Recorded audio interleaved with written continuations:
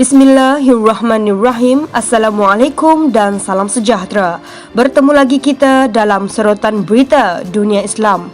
Berikut berita penting dunia Islam sepanjang 10 hingga 23 Jun 2022.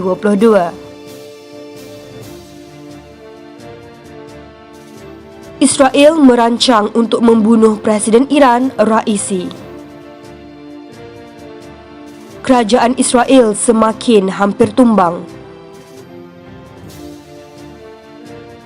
Rusia memusnahkan persenjataan Eropah dan Amerika Syarikat. Kesatuan Ulama Islam menggesa undang-undang melarang penghinaan terhadap agama.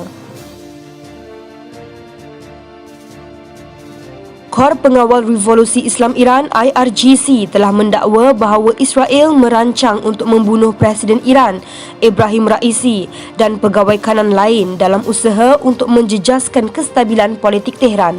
Mengumumkan pendedahan yang jelas di saluran Telegram rasminya, IRGC memetik sumber tanpa nama Iran yang dilaporkan memiliki perisikan bahawa agensi perisikan Israel Mossad sedang menyasarkan untuk membunuh Raisi di luar ibu negara Iran, Tehran, untuk mengganggu kestabilan Iran dan meruntuhkan ekonomi serta mata wang negaranya yang akan membawa kepada protes besar-besaran. Gabungan kerajaan Israel yang rapuh kelihatan semakin hampir runtuh pada hari Isnin selepas laporan bahawa seorang ahli parlimen dari parti sayap kanan Perdana Menteri Naftali Bennett berkata beliau tidak lagi sebahagian daripada kerajaan.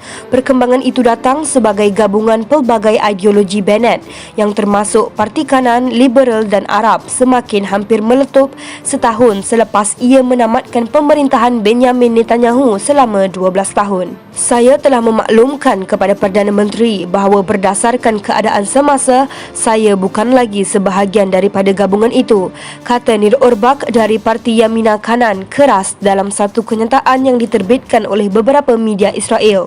Tiada komen serta-merta diperoleh daripada Orbach yang kenyataannya berkata pelampau dan anti-Zionis ahli parlimen telah mengambil gabungan itu ke arah yang bermasalah. Kenyataannya berkata beliau mahu mengelak pilihan raya lain dan beliau tidak akan mengundi untuk membubarkan parlimen walaupun pemergiannya menyebabkan gabungan Bennett kekurangan 2 majoriti dengan 59 kerusi dalam 120 parlimen. Netanyahu yang kini ketua pembangkang dan berikrar untuk kembali walaupun dia dibicarakan atas dakwaan rasuah berkata kerajaan mengadakan salah satu pengebumian paling lama dalam sejarah.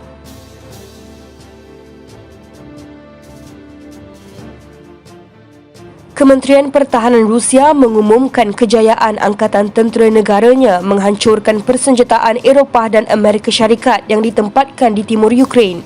Reuters melaporkan Kementerian Pertahanan Rusia pada Isnin mengumumkan bahawa angkatan tentera Rusia telah mengesan penghantaran besar peralatan dan senjata dari Eropah dan Amerika Syarikat ke wilayah Donbas di timur Ukraine serta memusnahkannya dengan peluru berpandu. Sejak awal operasi ketenteraan Rusia di Ukraine, Angkatan Tentera Rusia telah menghancurkan 195 buah pesawat, 130 buah helikopter, 1,168 buah UAV, 336 sistem rudal anti pesawat, 3,484 buah kereta kebal dan kenderaan berperisai lain, 499 penembak peluru berpandu, 1,843 butir meriam serta 3,528 kenderaan khas tentera.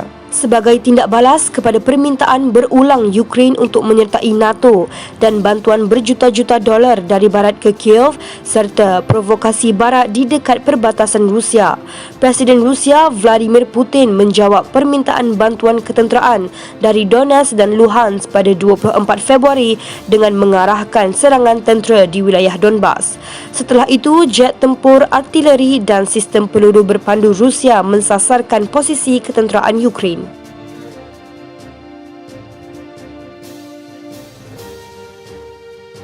International Union for Muslim Scholars IUMS menggesa agar undang-undang melarang penghinaan terhadap agama dan kesucian dikuatkuasakan. Dalam satu kenyataan, kumpulan yang berpangkalan di Doha itu berkata, ia akan menghantar delegasi ulama Islam ke negara-negara Islam untuk perbincangan mengenai penghinaan yang semakin meningkat terhadap agama Islam. IUMS berkata ia akan meminta Pertubuhan Kerjasama Islam OIC dan Pertubuhan Bangsa-Bangsa Bersatu untuk mendesak penggubalan undang-undang bagi melarang sebarang penghinaan terhadap kesucian agama. Tindakan itu dilakukan di tengah-tengah kemarahan dunia Islam atas penghinaan oleh jurucakap Parti Bharatiya Janata yang memerintah India terhadap kesucian Islam, iaitu Nabi Muhammad SAW. Penghinaan itu mendorong Qatar, Kuwait dan Iran memanggil utusan India untuk membantah penghinaan terhadap Nabi. Setiausaha Agung PBB Antonio Guterres di pihaknya mengulangi penolakannya terhadap sebarang jenis ucapan kebencian dan menyeru India supaya menghormati semua agama. Sekian sorotan berita dunia Islam. Dengarkan kata-kata hikmah ini. Saudara, ketika dalam sebuah perjuangan terdapat tantangan yang besar, berarti keberhasilan yang menanti juga lebih besar. Fikirkanlah. Jangan lupa like, share dan subscribe channel Sejagat TV, Kebangkitan Islam Sejagat. Hingga kita jumpa lagi nanti. Assalamualaikum.